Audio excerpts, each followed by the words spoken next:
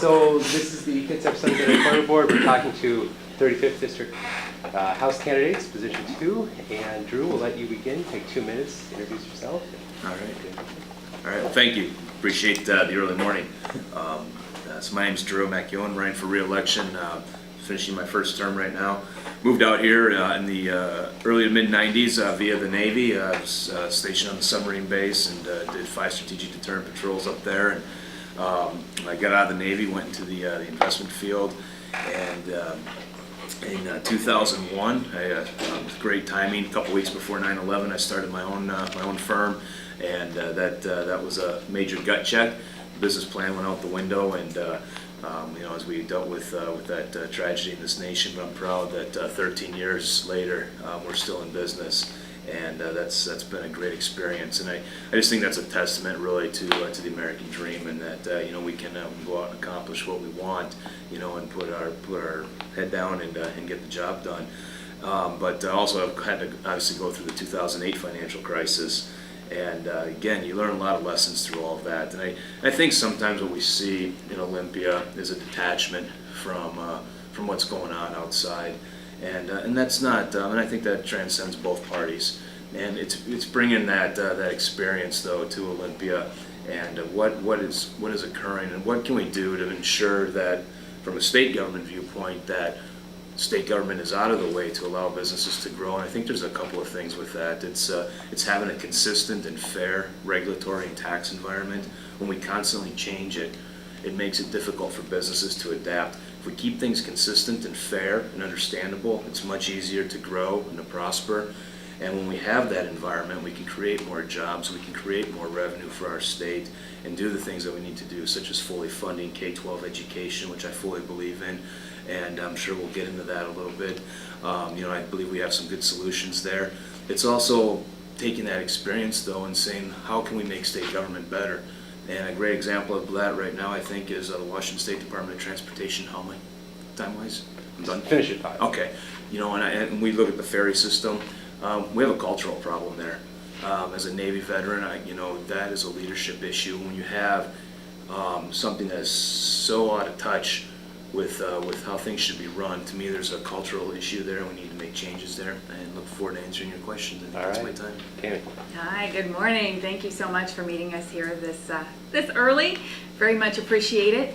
My name's Tammey Newton. I'm a first-time candidate running for state representative, position 2. A little bit about me. I actually have over 18 years of executive management experience. I have some entrepreneurial experience. I am a nonprofit executive, very active in my community. Cut my teeth in management in high tech in the Seattle area, working both internationally and domestically to bring diverse technologies together for market solutions, for proven market solutions. Had a great time doing that. And when the tech bubble burst, as my opponent mentioned here, my life changed a little bit, and I found myself unemployed. And at that time, my husband and I decided to make some changes in our lives, and we moved out to Mason County. So we've been in the 35th since early 2002. I started my own business at that time and ran a successful business for about 7 years, and then transitioned into nonprofit, where I really found my passion, and found that when you bring proven business acumen and practices into the nonprofit sector, there's a little bit of magic that happens, and I absolutely love doing that. I currently chair the Housing Coalition, as well as I'm on the board of Sound Learning as treasurer. And Sound Learning is an organization that focuses on adult basic education, as well as English for speakers of other languages in both Mason and Thurston County. My day job, I'm an executive director and COO of a nonprofit focused on affordable housing and also helping low-income homeowners stay in their homes. A lot of what I do, whether it's been in the private sector for corporate or in the nonprofit sector, is to bring diverse groups of people for common goals and common good of the community, and I absolutely love doing that. When I look at the issues that we're facing right now, one of the things that really stands out to me is that not only do we need to fund education, and education's a priority, but we also need to look at the economy and how education's tied to the economy. We've shifted from a frictional unemployment situation to a structural unemployment situation. We have a workforce that needs to be tooled for the current market. We have folks who've been unemployed for a long time. So I think it's important that we go beyond just K through 12 and also take a look at our technical education and vocational education, even adult basic ed, higher ed, our community colleges, and our apprenticeship programs, and make sure that our economy is prepped and that our folks are prepped to take advantage of it. So I'm looking forward to an opportunity to hopefully bring some partnerships to Olympia and work for the folks here in the 35th. All right, well, let's stay on that topic and kind of walk towards it. You were very broad in Yeah. all of those goals, and I don't think anyone would disagree. You know, the more we can do with all those things. But the first challenge is going to be meeting just the requirements of the plan that's been set out right away. Obviously, the Supreme Court's thinking about what they might do to you guys right now. But before we even know what they're gonna hand down, how do you approach this in the next session? You're gonna have to find, there could be $1 billion that needs to be found. How is the legislature going to accomplish that if you're down in that seat? What ideas do you bring that say, here's where we're going to get the money to fund this system that we need to fund? Tammey, I'll let you go first. Great, thank you. That's a great question. You know, the House budget this last session actually identified 5 different loopholes that, when closed, would recognize $480 million. And I know $480 million is only a portion to getting there, but the bottom line is that if you start to look at these tax cuts, or I'm sorry, these loopholes, closing these loopholes, then you are actually bringing real revenue. And the fact that there were 5 of them, and that was closing the out-of-state loophole, it was a pharmaceutical loophole, it was an oil loophole. There were a couple, you know, it was a handful. There were about 5 of them. And you agree with? I agree, absolutely. You know, we look at, I think that our loopholes should sunset. I think that when we're incentivizing business, we're incentivizing them and prepping them for the future and for growth. There is absolutely nothing wrong with starting with an incentive program. I love incentive programs. I think they're great. But I also think that it shouldn't be the permanent crutch that is used to keep those businesses or even give those businesses an advantage. If that takes a bite out of it, you said 480 million. 481, yeah. Where's the rest? Where's the rest of it come from if you're looking at the... Well, I thought that was exciting because I thought, you know, that's only 5. It is exciting, but it's not enough, is That's what I'm only saying. 5. And so I was thinking, my goodness, if we found 5 that quickly, and from what I understand, there's about 500, we can start tackling this and finding real revenue. I think we get stuck in this, new revenue always has to mean new taxes, and I don't think that's true. I think that we can do a better job. Any organization that gets to be of any size is going to have an opportunity for us to do a better job and streamline. There's always going to be inefficiencies, whether it's the private sector, the government sector, or nonprofit sector. You get to any size, there are inefficiencies. So I think we need to look at not just where can we close loopholes, but where can we streamline, what performance audits can we do, and where can we find these funds and do a better job. Now, that's not to say that we might not have to look at raising additional revenue, and that's something that does have to be taken a look at, and I wouldn't by any stretch of the imagination box myself into just one solution. But you know, 480 million, 81 million, that's not just budget dust. That's a significant amount of money. And that tells me that we can do a better job, and we need to be looking at where we can make those changes. Drew, what do you think about that? So my first floor speech in 2013 actually was to doing a K-12 budget outside of the operating budget, just as we do a transportation and a capital budget removed from the operating budget. And I believe by doing a K-12 budget on its own before the operating budget and delivering that by March 1st to the governor for his signature, we remove a lot of the politics that both sides play, and we can put that together. We put the money, we put the first dollars in, not the last dimes. I know it's a little cliche, but that's what happens. We play politics with the K-12 budget. We need to end that. Sponsored legislation to have a separate K-12 budget. I'll reintroduce that. So I believe that's a big component of it. Let's identify what we need to do in K-12. Let's do it, pass it, get that in the law, and then we can figure out the rest of the operating budget and what we need to do there. It just takes the politics out of that, and I believe that that's a big portion of it. Also look at my work on the capital budget. We've mandated as a legislature lower class size, but we've provided no means for that to occur. And I co-sponsored legislation with Representative Hans Dunshee, my Democrat counterpart, on the capital budget. We would have bonded lottery revenue and taken that revenue, was $700 million plus, and we would have used that to build K through 3 schools and classrooms to meet that lower class size, and it would have waived the local requirement. So local school districts, and a lot of them in Eastern Washington, they haven't built a new one in a long time. They haven't been able to pass a bond in their districts in a long time. We would waive the local requirement. We would have put these into place immediately. Again, $700+ million to meet lower class size. We would have started with the K through 3, gotten this, so we can get that base really formed for a child's education. and then move on up. We got that through the House we worked hard on that strong bipartisan legislation. It passed with 90 votes. We ran out of time to get it through the Senate, but I intend to bring that again. We're working to re-rack that and get that through. The state treasurer had some issues with it, but I believe we can fix those. So, to me, again, it's doing that budget first. It's making it truly the priority. So if you're able to do that budget first, and I know the counterpoint to that as well, then you're going to take away from things that there's cuts you have to make when you have to do that. So even if the budget gets done first, where does the money come from? Well, I think also we need to look at reforms too. Okay, so it's not a matter of just throwing more money at it and saying, here you go. I believe we need to remove a lot of the unfunded mandates we place on local districts. On average, a school district really only controls 20% of their budget. The rest of it's mandated. And I think we need to get out of our own way. What are some of the things? We had one in the paper this morning that said about an unfunded mandate that a number of districts, North Mason was not one of them actually, that took it away. They were given the option to say you don't have to have this senior class project, and North Mason said, we're still going to do it. We think that's worth our time. Yep. What are the things you're talking about when you say, what can a legislator do?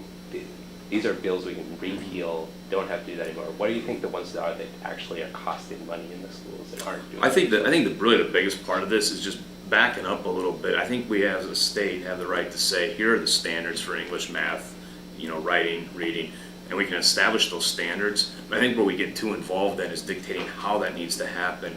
And we need to just get out of the way, let local districts, in conjunction with the teachers and the parents, figure out how best to implement that. I think we all too often dictate, and I'm not going to sit here and pretend that I am the K-12 expert.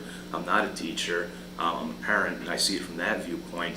And the testing, I think that right there is a huge part of it. And I don't blame a teacher for teaching the test.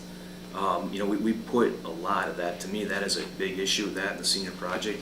I'm glad that we've given that back to local districts to say, hey, if you want to do it, but we're not going to require it as a state. I have a son that just graduated this past year, and I think that a lot of that time could have probably been better used, but we've taken care of that. But I'd go back to the mandated testing that we do, and I think we over-test to see where standards are at. To me, that's the biggest component. Before I let Tammey answer that one, I want to come one more time. Sure. If you're saying education first, we need to put this money, because even with reforms, the legislature, the McCleary already says there has to be this money in there. Where is it going to come from to get it there? Well, I want to backtrack real quick on that, because the state Supreme Court, I think, was right to say the legislature hasn't done its job. Right. I agree, okay? But the state Supreme Court now is starting to overstep its bounds and trying to legislate from the bench. And I frankly, I oppose that. They were right to say that we haven't done our job, but don't try to tell us then Everyone in Olympia opposes it. it'd be no different than me telling the justice how to rule on a case. That's not my role. So as far as I believe, going back, we need a strong economy, and I think my work on the governor's task force with the aerospace industry, and we did a lot to increase that, to make sure that the 777X production stayed here, and we have a long future in our state. That's a lot of tax revenue that comes in. That's 14% of our state's gross domestic product. It's having that strong economy to create that revenue, and making sure that we're invariably going to go through economic downturns. But if we have, again, that fair and consistent regulatory and tax environment, businesses will survive through those downturns, and we can have that strong economy to create more jobs. That will create more revenue. That is the solution. I don't think every time you raise taxes and put another burden on businesses, jobs go away. And I believe the solution to what you're asking is that we need to have a stronger economy to increase our base of revenue that is going on. Timmy, what do you think the legislature can do to ease the burden in the schools a little bit? Give us some examples of what you think we're wasting time or wasting money, just educating kids. What were your ideas there? Well, first, before I answer that, if I may, I do want to talk about funding education first and having a separate budget, and I don't want to let that slip by. Okay. And what I want to say is it does sound great when you say it like that, fund education first, your first dollar, not your last dime. Those all sound really great. But the reality is that when you sit down and you're looking at a budget holistically, and you're making forecasts and you're making assumptions, whether that's a business budget, whether it is your school budget, whether it is a nonprofit budget. And so to take out a segment of that budget and treat it differently, I think opens a potential can of worms later when you get down the road and you realize and you have better data, better forecasts. So are you now going through 2 different budgeting cycles where you're pulling numbers and pulling data and trying to make your best guess and assumption? Are you somehow taking funds from safety nets because you are looking at just this one element and have made an incorrect assumption and you've locked yourself in? So for me, although it sounds wonderful, and it actually does, I mean, it sounds like, yeah, that's what we should do. If we're pulling that out separate, I think that we're putting other areas at risk, and it's responsible to maintain a holistic approach to that budget, just like any other organization would. Now, with regard to the question, you'll have to forgive me, it was ideas around education. Yeah. And the one thing we talked about is the funding, obviously. Right. But then the other part of it, kind of, as Drew pointed out, was there's things that schools must do, and what could the legislature do to make that job easier? That is a great question, and I've got to tell you, I am not an educator, and that's not my profession, and so I don't know specifically. What I can say is that I think it's important that we do have basic standards, and I say that because when you're looking at education, you want to make sure that if your child graduates from a college in anywhere in the state, or graduates from high school in Spokane and attends a college over here, attends a university here, or graduates here and attends university over there, or Gonzaga, you know that there are the basic standards that are being met. Now, at the same time, I think it's incredibly important that we remain or obtain or retain, there's the word, for our local teachers a certain amount of local control. I have a nephew who's mildly autistic. He's put into the class with everyone else. He's 16 years old. He's having a hard time still with his multiplication tables. He does not learn the same way as everyone else. And so I think it's really important that our educators have the opportunity and flexibility that they can meet the needs of the students. I love the idea of smaller class sizes, but again, we've got to find the funding to make that happen. And I think it's important that even with standards that we maintain flexibility. Do you think charter schools is included in that concept of flexibility? Oh, I have a tough time with that. What I really think is that we need to do such a good job, and that we need to really appreciate and pay our teachers to make it so competitive that we don't need to have another market. That market is so good that it puts us at a competitive advantage as a state in this country, because we know that economy oftentimes, what's one of the things that you look at when you go to move into a neighborhood? If you've got children, you look at the educational system, right? So the best way that we could set ourselves up for an advantage, and quite frankly set ourselves up for a strong economy, is going to be to make sure that we've got the best education system. This is a market advantage. And talking about funding earlier, economy is absolutely key, which is why I say we've got to broaden our perspective on that.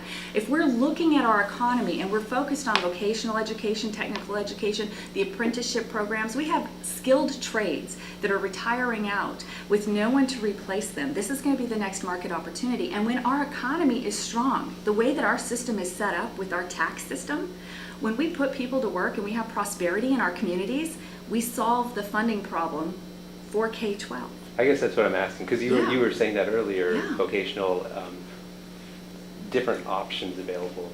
Yeah. But you think that private school options are not part of that mix? It's or an charter option. school options are not part of that mix? It's an option. I'm not sure if it's the option. Okay, and then follow down the road on your question, or what you started with about, it's not like higher education and technical education, where you're talking about, there's already this question over K-12 is the big one. Yeah. Where's the focus on that next step? How do you find the money for that next step? Or what's the most important thing that can actually get done as far as that? What would you do there? Wow, that is a great question. The most important thing as far as higher education, we have adjusted our tuition rates. I just actually finished my master's in business from the University of Washington on June 9. So very familiar with what tuition costs.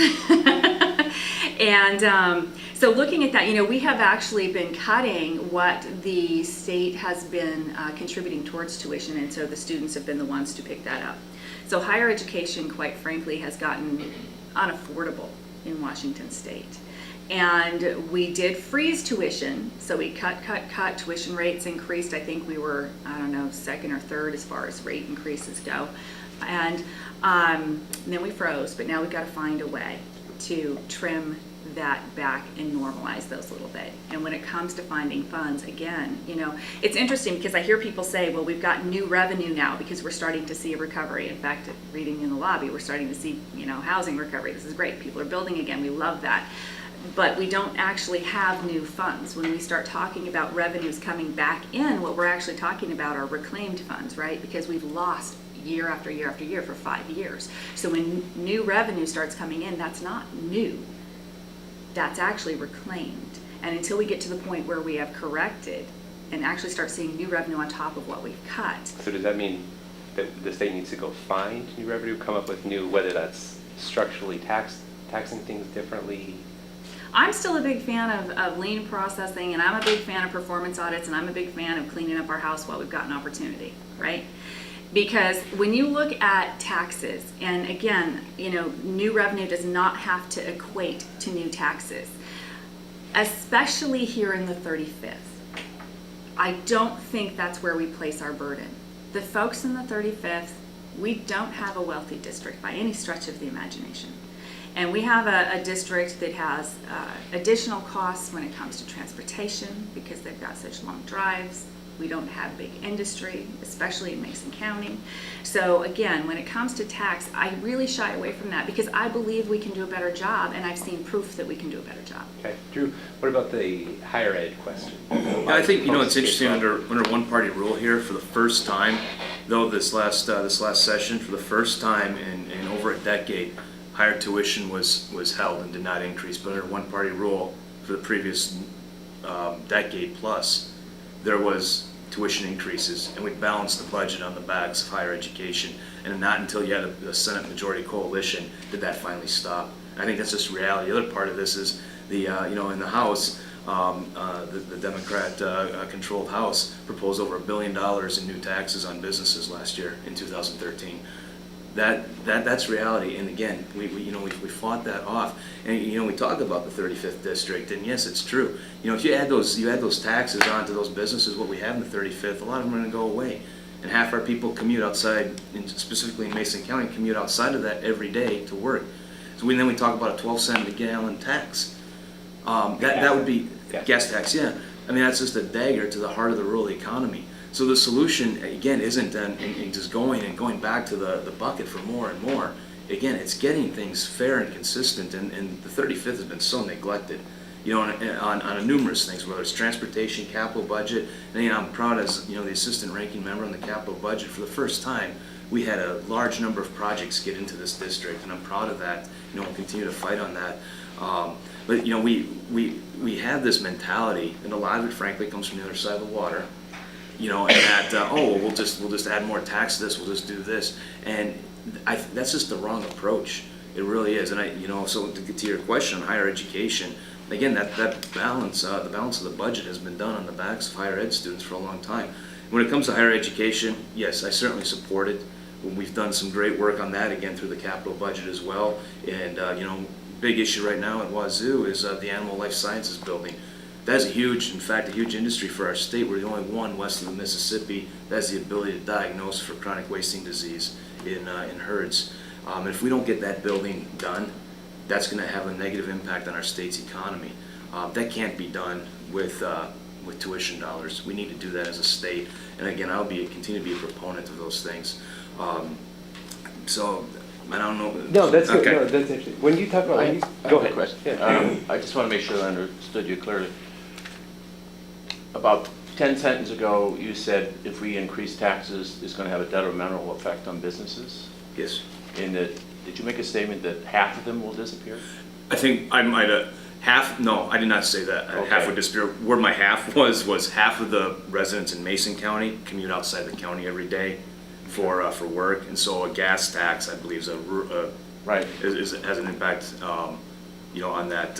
Yeah. on their No, ability to get that's to a what I job. got. Yeah. Okay. So- Would you, actually, I have kind of a question, and this will be up for both of you.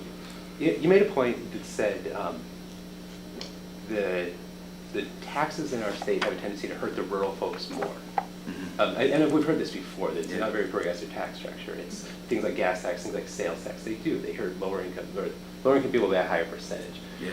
Would you ever be in favor of starting to talk about, there've been some ideas like this millionaire tax that would go to education, that would be on the certain income levels and above that.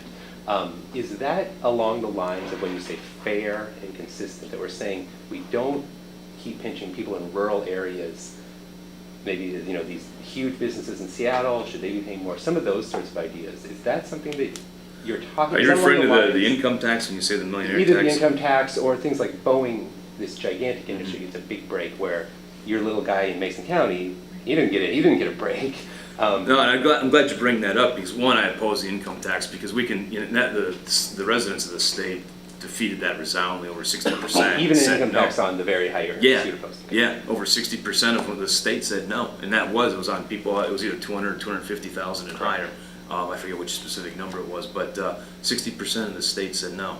And I think what the fear is, and I think it's a justified fear, is that we fast forward a few years and suddenly that's 100,000, suddenly that's a $50,000 threshold, and suddenly we have an income tax for everybody. And I believe that that is the fear that most people have, and why that was so soundly defeated. In reference to Boeing, the aerospace industry, I think there's a little misconception sometimes with what we did last year on that task force. And that was a bipartisan task force. We had equal members from the House and Senate, equal Republicans, equal Democrats. We basically got locked in a room and said, find a solution. Because if we lost that 777X production, again, 14% of our state's gross domestic product, that would have had a huge negative revenue impact on our state. And you know, what we did is we took what's already there and we extended it past the life cycle of the 777X. We didn't add in new exemptions. But to your point on, you know, here it appears something special is done for the aerospace industry, and I agree. This is where we go to, you know, fair and consistent. I proposed the B&O tax bill this last year that basically took what we do for the aerospace industry and did it across the board for everybody. It simplified a B&O. It got rid of a lot of these exemptions, loopholes, whatever terminology you want to use, and it gave everybody the same thing. And I believe that at the end of the day that is the solution to a lot of that. And so whether you're in the aerospace, the technology field, shellfish, timber, whatever, you're in that same structure. You had one of in my bill, you would have had one of 3 deductions that you could take each year and you could change it. It was either the cost of goods sold up to $300,000 in compensation, or you can remove a third of your revenue and just take that as a deduction, and then you apply the B&O tax. It would have made things a lot simpler. You look at our B&O form right now, whether you file online or on paper, and I've done it both ways, it's lengthy. For what, because everything is treated different. If you're retailing, if you're wholesaling, it's all different. I think, again, going back to a consistent and fair approach puts aerospace on the same field as the mom and pop shop. What was the projected revenue on your proposal? I think over As time. compared to the current revenue? Yeah, and off the top of my head, I don't have the number right with me. It would have actually surpassed current revenue after 2 biennium. So there would have been an adjustment period, certainly. Mm-hmm. And you know, and that's one of the things that we've got to work through, is how do we fix that, and maybe the solution to that is getting our, you know, as we continue to see recovery in this state, you know, gradual implementation of that, and I believe that would be the solution. But over 2 biennium, we'd actually increase our revenue over where we're at right now, over current projections. Not counting, you know, the business climate improving on its own. Right, no, that's, yeah, not applying that factor, correct. What do you think of that? Concepts for kind of generally changing our tax structure. Would you be in favor of talking about, you know, some of the examples that we've already listed, or are the other ones, you know, Drew's suggesting something? Yeah, I would have to look more into the B&O to understand that better. I have heard other reports that it actually would have cost us revenue at this point in time, and maybe that's what he's talking Yeah, it seems like about, that's is what that you initially said. it does, and then the anticipated bump at the end. We were asked at a chamber forum, and one of the things I absolutely hate, which is a rapid fire, where they ask you a question that's incredibly complicated, and then you get to support or oppose, and you know, it's an impossible situation. And I was asked if I would consider income tax for education. And, you know, I hemmed and hawed and eventually just said, you know, yeah, I would consider it. But my opponent's correct in that the folks don't want it. The people do not want it in this state. And ultimately the position that you hold as a legislator is to support the will of the people. So on the one hand, and maybe this is just that fresh out of college master's thing where you don't want to close all your options down and you want to make sure that you always have yourself, you're open to learning more and looking at different options and opportunities, and understanding that we do have a mandate. We've been told we've got the McCleary decision, we've got to fund it, so we've got to look at ways to do that. Ideally, no, and I believe it's true that people are concerned that income tax, justifiably concerned, that income tax would be a +1, right? That we would continue with what we have and that it would just be an add-on and that it might start as one thing and that it would be winnowed down into something else. And so for that reason, I don't support it. But would I support actually taking a holistic look and saying, are there things we can do better and different, and is there a way to make it more fair and more equitable? Absolutely, and I think that everybody should have an open mind.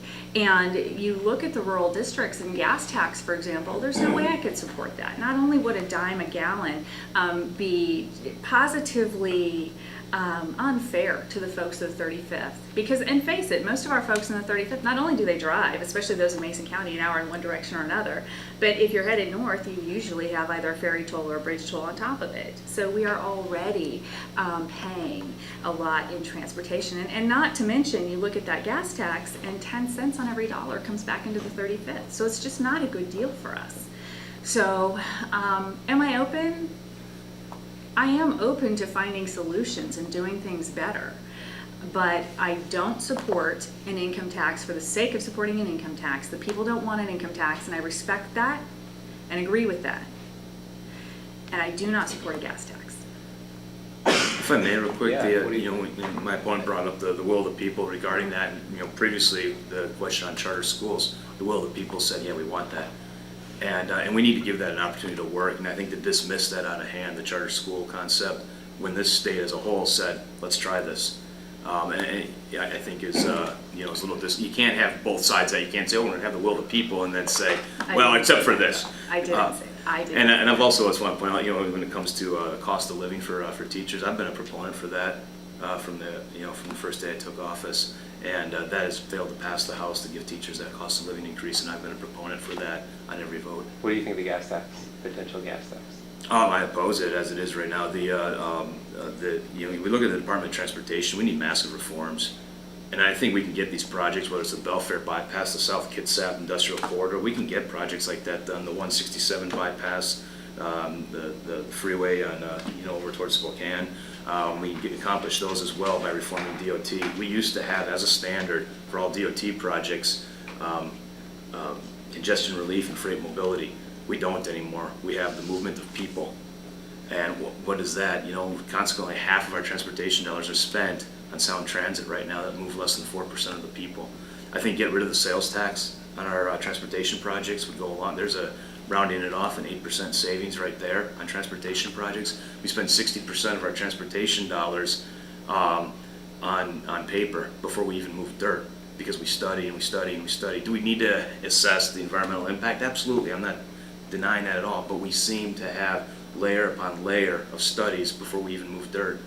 And we have a huge cost there. I believe we can put efficiencies back into the DOT and reduce that need for the amount of money that's needed to get these projects done. Do you think if reforms are implemented, and you kind of named a couple of them that Sure. it sounds like you'd like to see, and I know the Republicans have said, here's the reforms we want to Right. see. If reforms are implemented, do you think it's then at the point where you either go ahead, here's where we're also going to find some revenue to start rebuilding all these roads and things, or go to the voters and say, would you support this? I think at the end of the day, it really probably needs to go to the voters. And I think if we implement some of these reforms, I think we need to see what those cost savings are. And this is an inherent problem we have in the state. We like to just make, just throw it all out there. And I mean, that was the problem with the gas tax proposal. It's like, oh, hey, 12 cents, 10 cents, whichever, there was a number of them floated out there with no reforms attached to it. And they continue to ask people for money to fund projects such as a ferry listing 6 degrees, a ferry that you drive up to the top and you bottom out in the car. I mean, inherent flaws in the design and building an on-ramp in the wrong location, a floating bridge that sinks. This is the legacy of the current DOT. How do you ask people to spend more money on things like that? And that to me is the... I'm going to come right back Yeah. in a second. Same kind of question for you. Yeah. You were very clear that you would not support a gas tax. Is there a place, if there are enough reforms put into the system that you come back to that idea? I don't support a gas tax Okay. on the citizens. And I do want to say that 8%, that, you know, it's, again, this is a great soundbite, that let's not pay the 8% sales tax for DOT projects. What we just did was a couple different things. Think through the unintended consequences of that. We, the state, aren't doing this construction. We're paying contractors to do this work. So now we're saying to contractors, for this project, you don't need to worry about paying sales tax, but for this project, you do need to worry about paying sales tax. On top of that, we just reduced revenue. So even though, yes, it's going from one bucket to the other, the bottom line is that that tax that's paid through the process, the lack of that tax would actually affect our education budget. It would come out of those funds. So I think it's important to think through these sound bites that do sound great. Why are we paying the sales tax? Well, the vendor providing the service is paying the sales tax. And the taxpayers pay that. That's not a pass-through, well, it is, it's passed right through to the taxpayer. And I want to address that. Here's one of the inherent problems we have in this state. If we're using a sales tax on projects that we're bonding for 20 to 30 years to meet current needs, it'd be no different than you taking out a second mortgage on your house to pay the electric bill. That's what we do. And we pay interest on that for 20 to 30 years. We have the same problem in the capital budget. We have some projects in there that have a life expectancy of 6-7 years, but we've bonded for 20. And we're paying interest on things that are no longer there. And that is, again, one of the inherent budget structural issues that we have in this state. We're paying interest on things that, I mean, it would be financially responsible as an individual, I think, take out a second on your house or remortgage your house in order to meet your current financial needs. That's just irresponsible. Paying interest like that for that number of years. We need. Is there a painful break to get through some of that? Yeah. At the end of the day, it's the financial right thing to do. We're paying taxes upon taxes via interest on those bonds for things that happened a long time ago that were a one-time thing. We need to get out of that system. Let's talk about the cultural issue that you mentioned earlier, and I think it's very clear with the ferry system. We've reported a number of different things lately. You're talking about the entire DOT. What do you, as a legislator, though, what do you have to do with addressing that question? How are you going to try to make those agencies earn the citizens' trust? I sent shortly after the latest incident with the first Seahawks preseason game. I believe this is a bipartisan thing. This isn't something that's Republican or Democrat. We all agree that we got an issue there. We need to fix it. And I sent a letter to the Transportation Director Peterson shortly after that, saying, "Hey, we've got now this. We can't kick this down any further. We need competent leadership in the ferry system." And we look at the labor issues that have occurred there. And when I say that, I'm not taking a stab at your rank and file workers. That's not what I'm referring to. We have an upper management issue. And again, I look back at my time in the Navy, and you look at if you look at a command that's performing really well, and you look at the ones that aren't, it's you can tie that right back to that leadership. And you were in the Navy. I mean, you see that you see that very frequently. What happens at the top, impacts the rest of it. And the ferry system has just been poorly mismanaged. So what can we do? And I think working with other legislators, there's 9 of us that represent Kitsap County, and we've locked arms on this. I think you're going to see some very hard pushing to ensure that is made a priority by the DOT to get the ferry system under control. And what those reforms are. To me, I look at it again. I do believe there's a cultural issue with the ferry system, and you need to put the right leadership in there. And currently we don't have a head of the ferry system, but that would be certainly the legislator does not pick who that is. That falls under the agency head. Do we pay enough for that job? What's that? Do we pay enough for that job? That's something I think we probably should look at. I think we you certainly in anything, make it incentive based. If you have delays, if you load too many people on a boat, you have cancellations. You know what? Your pay goes down. I think there's ways to do that. I think we can take things from the private sector and apply that in situations like that. Yeah, but his real question is, should the salary be higher? That I need to look at that closer. Off the top of my head, I don't know what the salary is for the ferry head. So that's but I'm It's like 140,000, 140, 160. And you're overseeing the largest ferry system in the nation. What does a rear admiral get? Less than that. It depends on what their billet is. It's I want to say around 100, 110. A CO of a nuclear subs, like 80. Far more responsibility, but they're also trained a little differently too. Yeah. You signed up for something. You're signing up. Tammey, what about you? What is, in your experience as a manager, what do you bring to that conversation if they have to start talking about culture and leadership in the Department of Transportation? Culture is one of the most difficult things to change. I'm a change agent. I'll never forget one of the best lessons I had in my life, which was we came into an environment where we had, in technology, it's not uncommon for your marketing team and your development team to not work well together. And we had a situation where we had a development arm that was not playing well with others, and we decided we were going to terminate that team. And so we terminated the entire team, all but one. Now, at that point, I was in a supportive role, so I just had the unfortunate job of locking everyone out of their computers and processing paperwork. But here's the thing, it didn't actually solve the problem. We still had a culture issue that we still had to address. So culture takes time. It takes a long time. It's not a quick fix. And you have to, I agree with incentive programs, but in a different way. I agree with incentive for rewarding quality, for rewarding service, for rewarding customer service, for helping them remember the fact that as a branch of our team that is responsible for our maritime highways, right, customer service does matter, and that it is critical and critically important. So we do need to address these things, and I think what you've got to do, you have to recognize that if you just come in at the top and you just start to prune, you prune too much, you're going to kill the tree, right? So I think it's really important to recognize there's skill and there is knowledge, but there's also a problem. You know, with lean processes, right, what Toyota did is they came in and they said, let's talk about where these problems are and let's start encouraging and incentivizing and empowering people to point out the problems, and instead of punishing them, rewarding them, and how can we start to make it better? Because the thing is, these folks know they've got a problem. They know they have challenges. They're probably, I would think, not proud of what's going on, and they would be the most incentivized naturally to want to make it better. But I think it's important to realize it's not just a quick cut everybody at the top, hire in new, and everything's going to be fixed. Culture change doesn't work that way. I just want to, emphasize there too. I don't.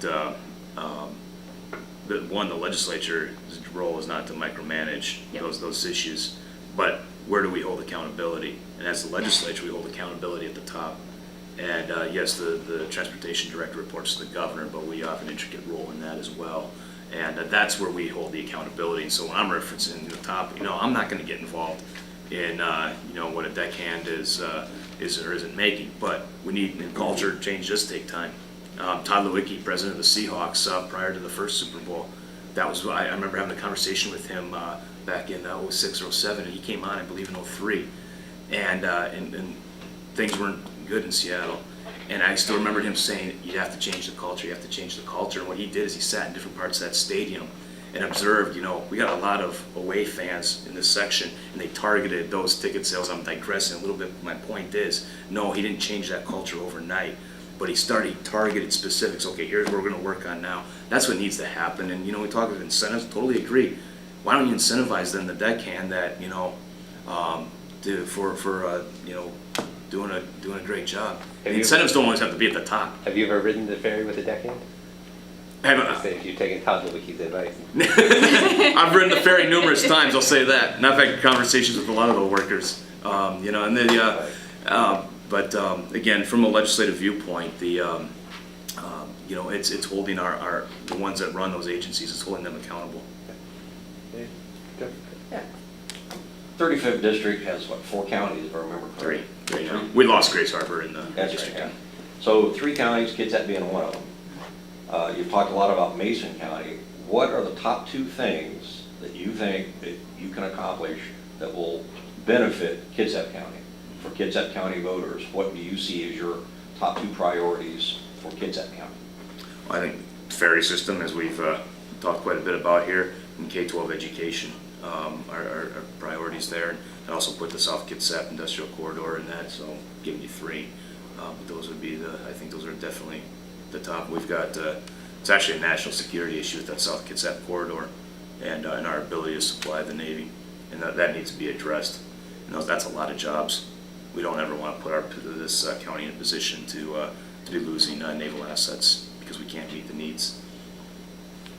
And I actually look at transportation a little bit differently, not from the perspective of losing jobs, but also from gaining. So I look at a transportation packages being incredibly important, not just for SKIA, but also the Belfair bypass. We have a freight mobility issue, and we have the potential for economic development, and we are stifling ourselves and choking ourselves because we have Highway 3, and that's it. If you're looking to put any type of industry or business here, you're going to take into consideration mobility and the potential of loss if anything happens along Highway 3 or even 101 or wherever it is that you are. We kind of joke that wherever you are in Mason County, you're 37 minutes away from wherever it is you need to be, and that's assuming there's no accident or anything like that. Highway 3 is one of the most dangerous in the state.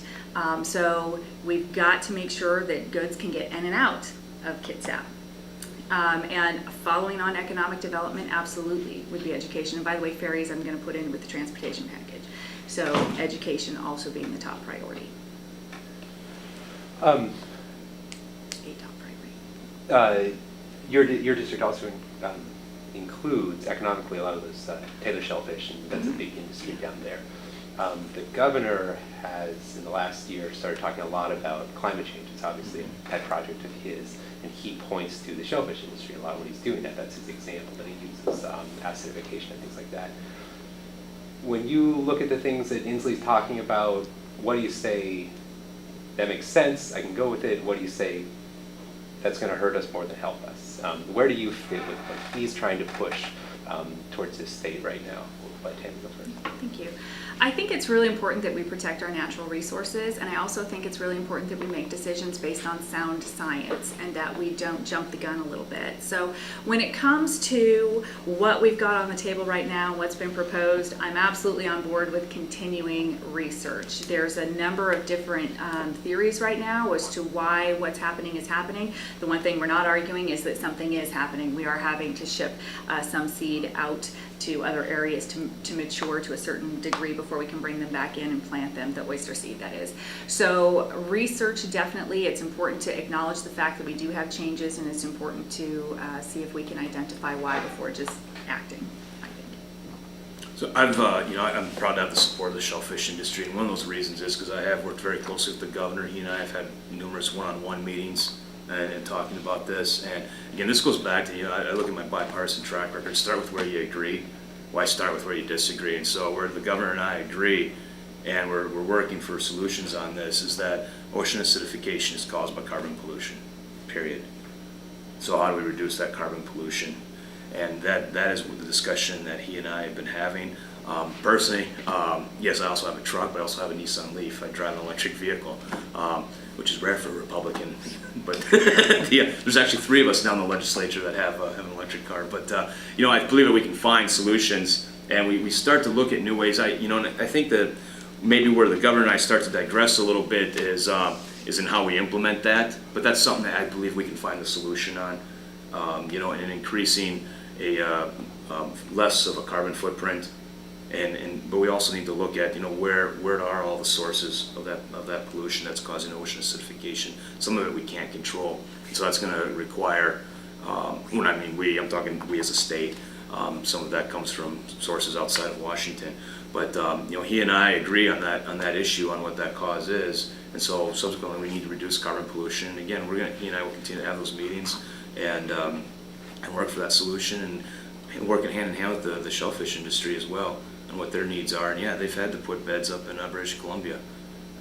Wasn't only because of ocean acidification, it's also because of our permitting process. Spending over $1 million in a decade and not having it permitted, and then you get it done in a couple of years in British Columbia. That's unfortunate, and so we need to fix that as well, that end of it. We're coming close to the end of our hour, so why don't I give you guys each a chance to close. If there's Sure. anything you want to... Leaf wants one more. It's my veterans question. Okay. Since 1888, actually it was passed by the Washington Territorial Legislature, every county, according to the RCW, is required to have a Veterans Assistance Fund to help indigent veterans.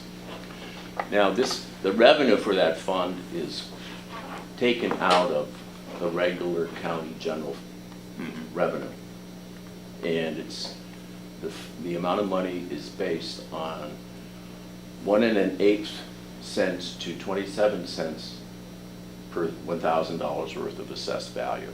And that's under the control of the county commissioners.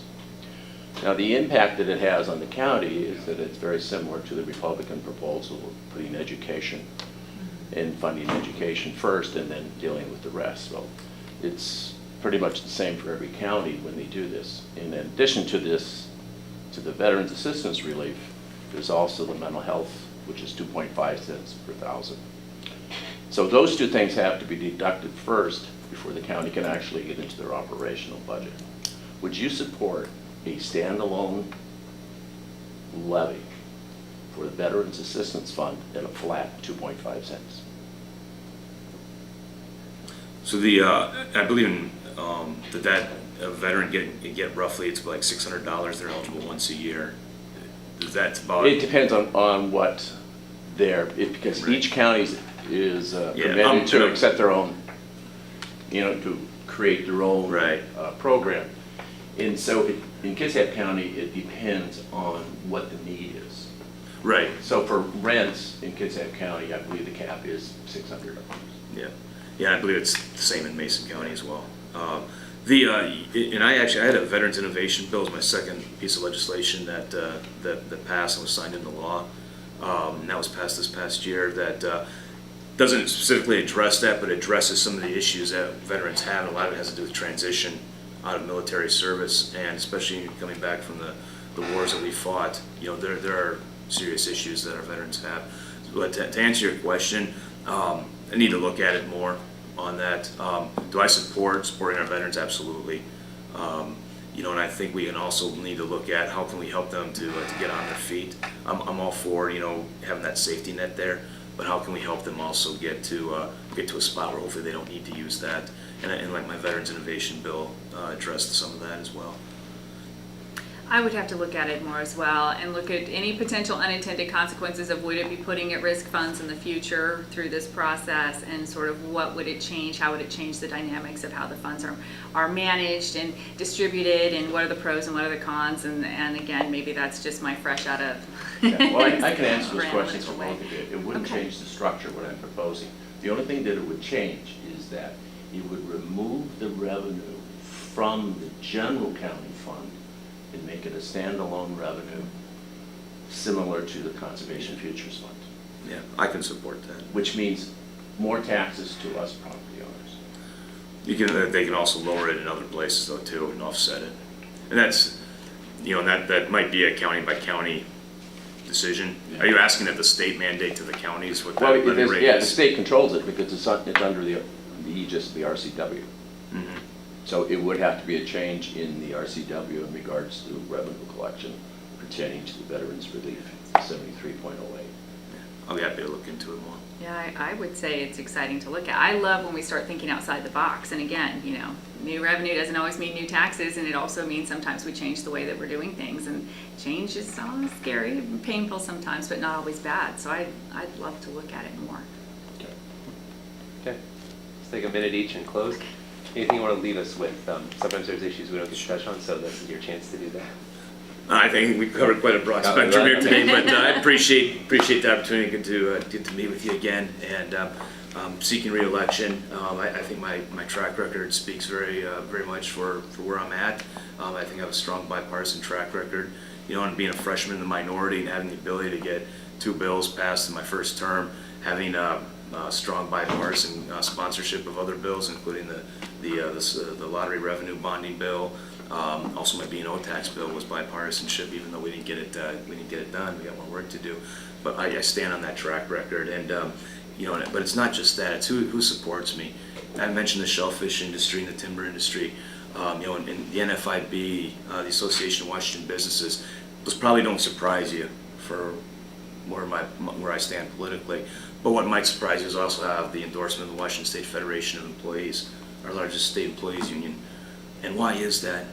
It's because we've worked together. We've come to where, okay, let's address the issues we have that we agree on, and then we'll work on the other things. And I've developed a great working relationship with them, and we're going to continue to do that.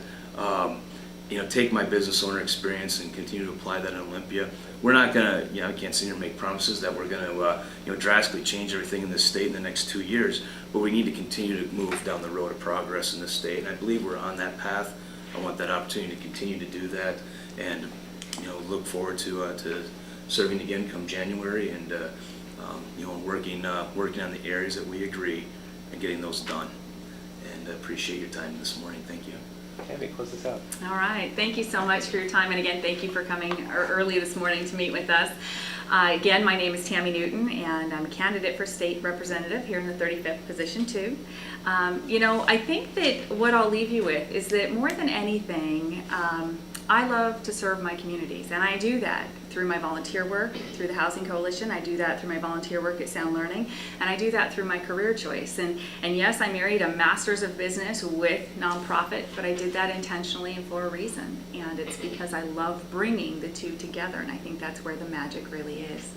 I think what's surprising, as somebody who has a career in bringing diverse groups together, again, domestically, internationally, locally, for the common good and common goals of the community or the businesses, business partnerships, one of the things that perplexes me or interests me or I find interesting is that in Olympia, oftentimes the political footballs are the nuggets that in any other sector would actually be the common ground that would bring us together to problem solve, to think innovatively, and to work towards change and progress for the good, the overall good of those in our communities. So I have a unique skill set, and that is bringing diverse groups of people together. And I look at these bipartisan issues, and I look at this as an opportunity that, we can do more, we can do it better. We're by the people, for the people, of the people, all the people. And I look forward to, hopefully, creating some great partnerships in Olympia on behalf of all of you, at your direction, actually. So, thank you very much. Well, thank you both for coming. Enjoyed that. Good luck to you.